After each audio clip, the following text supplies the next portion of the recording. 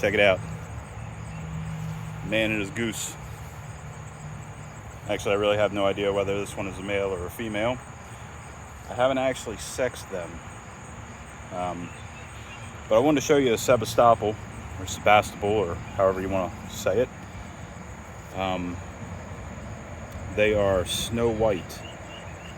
And let's see if I can get over here and maybe some sun. It's starting to get kind of later in the day here. That's a little better, maybe. Take a walk over here some.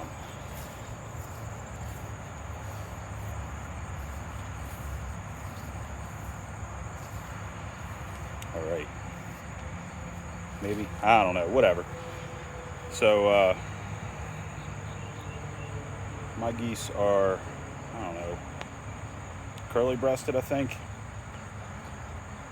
And they have nice, striking pale blue eyes, almost gray. And these are not a good breed example. The breeder, use that word very sparingly. The breeder that I got them from, she had issues with her geese that she kept with heart murmur and some other problems with the internal organs. And I don't expect that these are going to be any different. So I really don't intend to breed these. In fact, I'll probably sell them. But you can see the feathering. And I'll pull a feather off here in a minute. But the reason their feathers are so curly like this is actually because of a feather deformity. They have, in the main support of the feather, it's almost like stippled. Where a normal goose feather has like a nice big support, I don't know, in the center down the feather. I don't know what it's called. Sebostopals don't. Theirs is actually kind of wimpy and striated, and it just, what it does is create these very loose, twisted feathers. Maybe I can put this guy down on the ground. This is one that was limping, and I don't see any problem with this goose at all. So I'm gonna put him down. Try not to. Yep, I'm not. Stop, you're fine. All right. Look at that, perfect. Okay,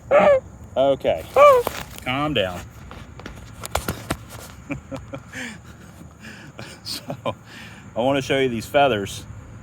The goose acts like I'm killing him. All right, here we go. So let's see if I can show you this. So normal goose feathers have a nice, strong center. These are actually kind of, I don't know, the center is real weak and doesn't really support the feather at all.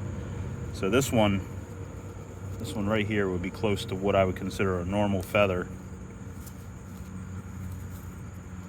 But you'll notice, if I can get the camera pointed the right way, down here at the base it's cracked and falling apart.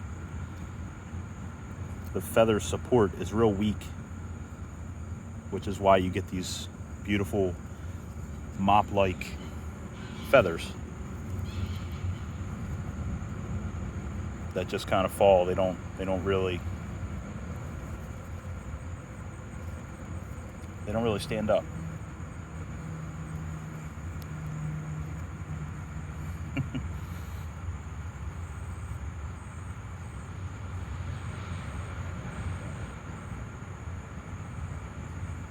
So once we calm down a bit here, seems to be a pretty good gander or goose or whatever it is. I'm actually kind of impressed with how well behaved he is now that he's like trapped between my legs here. He did poop a little bit. I guess he was just scared enough that he pooed a little bit. But this goose here is one it has a limp, and I just went and gave it a good thorough looking over. and the feet are much cleaner than even some of my other geese.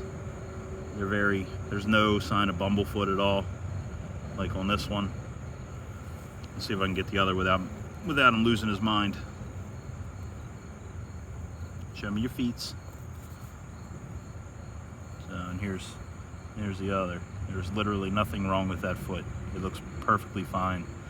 In fact, I would say that is a very good looking foot for a bird that's outside all of the time. There's not even any little pokes or there's nothing. So this goose probably hurt himself somehow doing something dumb. Probably got tripped over, something, and is just kind of trying to walk it off. But we'll see. I mean, time, right? Takes time. See if I can stretch his wing out here. He says, heck no. All right. I'm sorry for the very crappy video quality. This is, I'm doing it on the selfie cam on my cell phone. And it's kind of hard to point, you know. But anyway, I figured you'd like to get a good look at a sebostopal goose.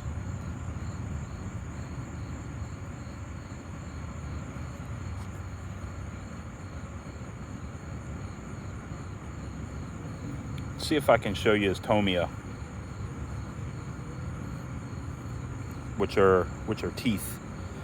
So for people unfamiliar with goose anatomy, this spot right here is called the grin because it looks like a grin.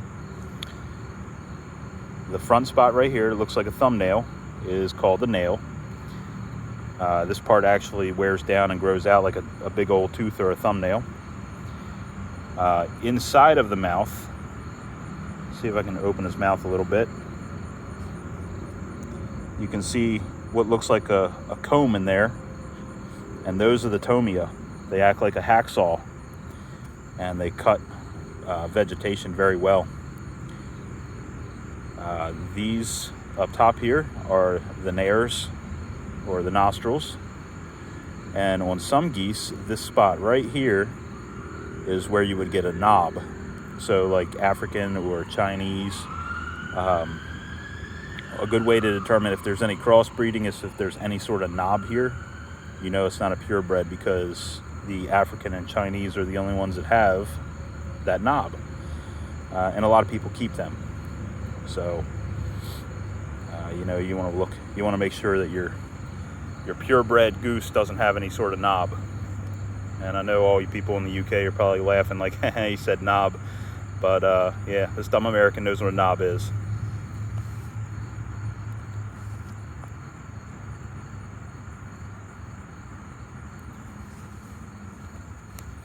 I'm very surprised this goose is being as docile as it is. This is impressive.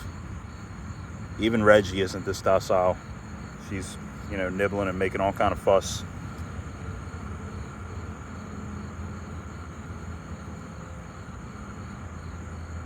Now you're probably asking what this feels like, all this stuff here, and it's exactly what you'd think it'd feel like, a feather pillow. And I'm not even kidding. I wish I was exaggerating. This back right here near the butt, this is super, super soft. It's very dense, very feathered, and very fine feathers. This kind of stuff and the stuff on the chest here, up front, this stuff here is what they use to stuff your pillows with, because it's so soft. So the goose itself actually feels like a feather pillow because, you know, I think it's pretty obvious why.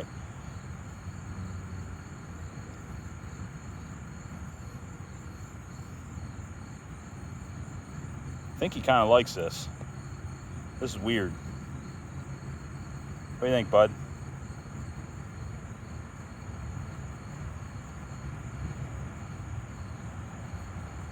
You like getting scratchies? He's being a little shy now. Are you shy? No, you're not shy. So you're a goose, you can't be shy. No.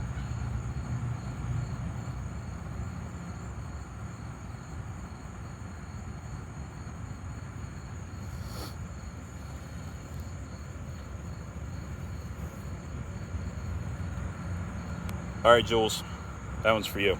See ya.